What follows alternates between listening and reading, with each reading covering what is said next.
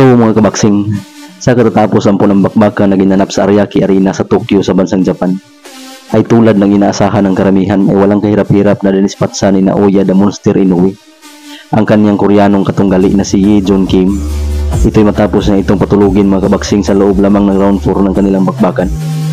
Isang makuminsalang wantong kombinasyon ng The Monster mga kabaksing ang nagpabagsak ng Koreano na hindi na nagawang magatayo pa dahil lang ng kanyang pagkatalo via knockout.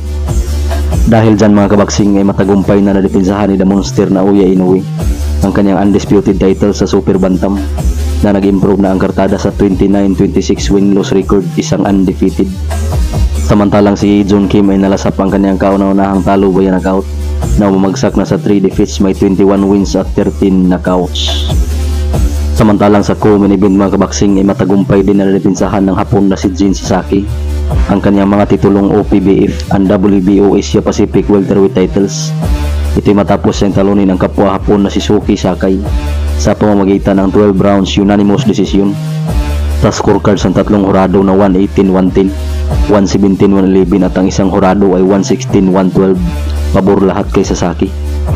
Dahil dyan mga kabaksing ay nag-improve na ang knockout artist na si Sasaki sa 19 wins with 70 knockouts at may only 1 defeat. Samantalang si Suki Sakai ay nalasap ang kanyang ika-15 talo na may 29 wins with 15 knockouts.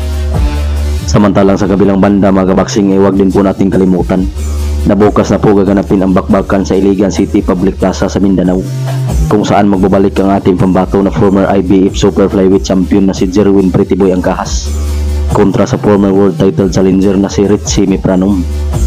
Sa co-main event ay sasabak ang ating pambatong former world title challenger na si Samuel Salva, kung saan kanya magkasagupa ang kapwa Pinoy na si Eldin Ginahon. Samantalang sa iba pang fight card ay sasabak si Gerald Paclar kontra kay GC Espinas.